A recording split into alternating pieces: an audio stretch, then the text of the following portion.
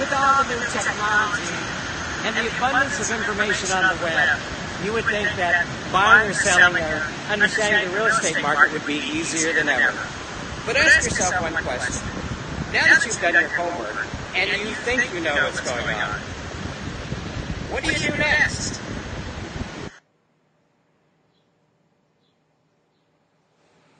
Hello everyone. Well, best laid plans. We were supposed to be on at 10 o'clock, and this being our very first online video, we had some technical difficulties and didn't come on at 10. But we're on now, and that's what counts. Hello everyone. My name is Stewart Fournier, and I am a realtor here in Manhattan Beach, California. I've been practicing for about close to 18 years.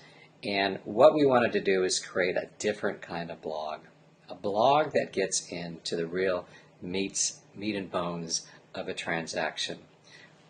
We'll be talking about pre-transaction stuff as we go along, but what we wanted to do is create a blog that, for example, didn't get into the 10 best ways to get your house ready for sale or the 10 best tips to finding the right loan or anything like that. What we wanted to do on this particular blog is talk about the process by which you buy and sell a house and what actually happens during that process. Now, over the next few months, I'm going to try to do this at 10 o'clock every Tuesday. Missed it by half an hour this time due to technical difficulties. You know, this Facebook Live stuff is not as easy as it seems, especially if you want to do it professionally, which is, of course, what we want to do here at Fournier Fournier. And so what we want to do is take aspects, maybe 10 or 15 minutes every time, and talk about specifics so that when you actually make the decision to go and buy and sell a house, you're going to be very well prepared with all the little nuances that sometimes become big things that aren't necessary in the process for buying and selling a house. So that's what we're going to try to accomplish on this blog, and what we're going to talk about today specifically are permits. We decided to talk about permits because it's a fairly easy subject to start off with. However, permits, like almost anything else in a transaction, can sort of become a big deal. And what I wanted to do today was explain to you how that shouldn't be a big deal in your transaction. So let me get started.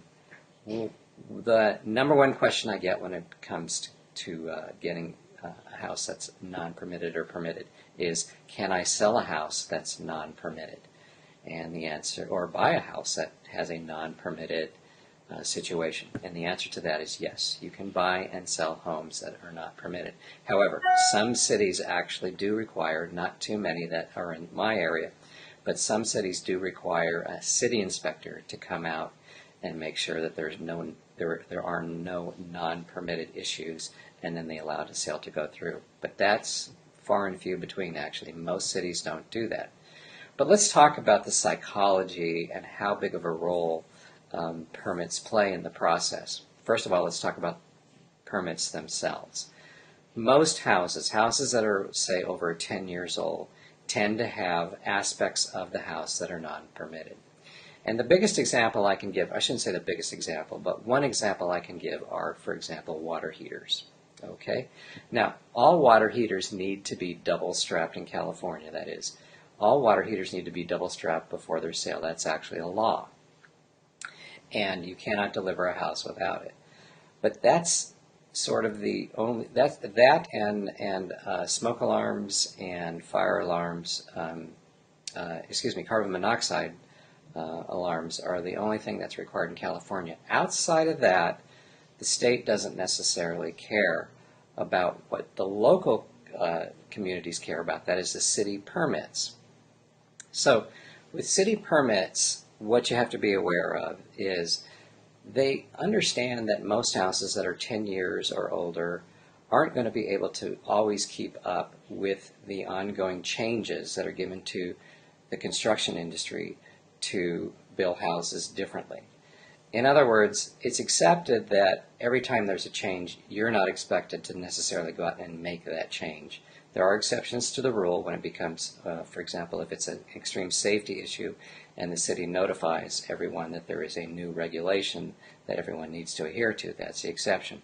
But for the most part, again, as I said, if you have a house that's over 10 years old, chances are you do have something in your house that's what we call legal non-conforming.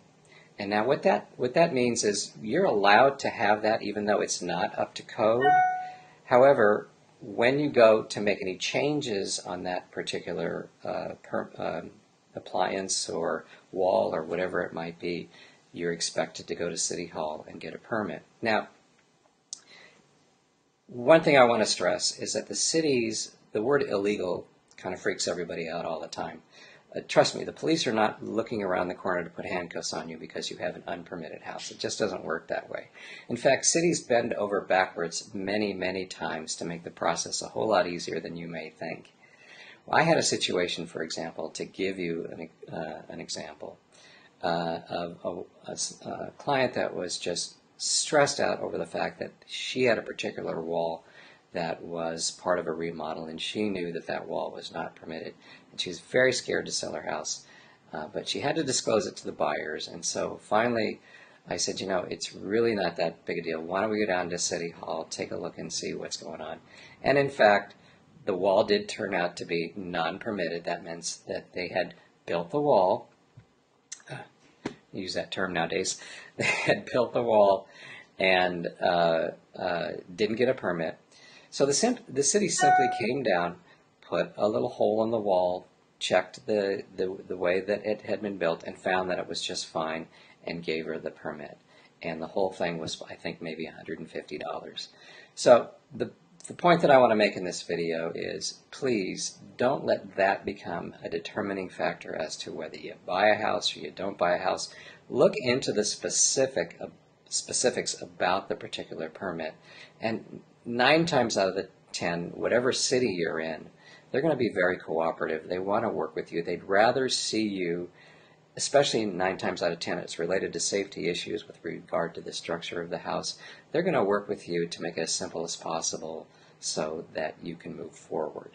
So again, fear of the unknown is always the situation with homes, and in the way we sell homes in California, and for the most part across the country, I know as well, is that it's just a matter of steps to find out exactly what your situation is and find out exactly what you need to do. So that's my sermon today on permits. Again, I'm going to give you actually an extreme example of how this played out. We sold a home here in Hermosa Beach, California. For those of you that don't know, Hermosa Beach is a fairly affluent community in the beach areas, right on the beach in Southern California, just south of LAX. We sold the house for $1.4 million. This was a remodel. Now, when I talk about remodel, I mean an extreme remodel. This house was taken down to the studs. You know, as you're driving by, you could see right through the house, to give you an example. So, undoubtedly, everyone assumed that this entire house was completely permitted.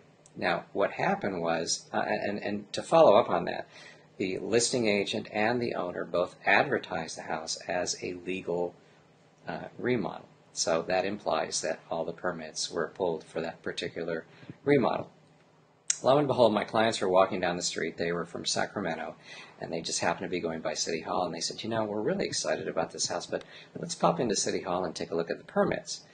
Well, they went inside and found out there were absolutely no permits pulled on this brand new, beautiful $1.4 million remodel. And everyone went into shock. When I called the listing agent had no idea. When the listing agent called the owner had no idea. Now, as you can imagine, that could have turned into an incredible legal blowout of mass proportions, what could have taken years to solve. But what we did, the listing agent and myself and Randy, we had some very cooperative owner. We had a very cooperative owner, and we had very cooperative buyers. And we said, you know what, let's find out exactly what this means, and let's find out whether we can work our way through it. And to make a long story short, we did. What we simply did was had the contractor, who, by the way, knew that he had done this. We had the contractor go to City Hall, bring the inspectors out. They took about a day and a half to take a look at all the different permits that were required for that remodel. And the house didn't have to be rebuilt. The house was actually built correctly. And so the city was able to give him all the permits needed for the remodel. Cost him about $4,000 or $5,000, and everyone worked. This all worked out. My clients not only knew that they obviously had been being involved in the process, knew that the house was completely permitted, but they were also reassured that the house was built correctly. So what turned out to be something that could have been a real big legal situation maybe on down the line. Maybe they had bought the house and didn't know this and had to have them come out. Whatever the situation was, all of it was taken care of. Now, I don't suggest in any way, shape, or form what the contractor did was correct. In fact, what the contractor did, he knowingly built the house without pulling permits, and that should never be done. But just want to say that there's an extreme example where we actually worked through it. So if our clients were calm about it, the owners were calm about it, and we all worked it out. So there's an example. Okay, a couple things. That's it for permits. By the way, if you're on and watching this right now, I encourage you to go ahead and ask questions. I get the questions right on the screen, and I can post them up and discuss them. Whatever the subject is related to real estate, I'm happy to answer it. We want to keep this short. We want to grab a little piece of the real estate process with this weekly blog. I'm going to try to be on at 10 o'clock every Tuesday. Again, sorry for the delay this time, but we're going to try to be on at 10 o'clock every Tuesday. Wanted to mention a couple things before we go off the air. As you know, if you've been following us at all on our social media or on our website, we've been pushing a thing called HomeSnap. And HomeSnap gives you the ability, and that was my daughter, HomeSnap gives you the ability to take a picture of any house, literally any house or property in America, and get the value just like you would on Zillow, and get the value right there after you take the picture. Now, this particular app is 10 times better than Zillow, and I'll tell you why. Not only after you take the picture do you get all the information about the house, whether it's for sale or not, of course. Obviously, if it's for sale, it's going to have the list price on it, but if it's not, then it gives a value. But it will also give you information about the neighborhood, the schools. It tells you the values of the house next door to that house. It'll do what's called a CMA, a comparative market analysis. It's an incredible, incredible tool to have right on your phone. And one thing it also does is it has the ability for you to talk to either Randy or I real time, right on the app itself. So if you were to ask us a question about a picture of a home that you had just taken, we will be able to answer you directly and help you in any way we can. So please, what I'm going to do right now is actually put it here. Okay, where'd you go? Yep.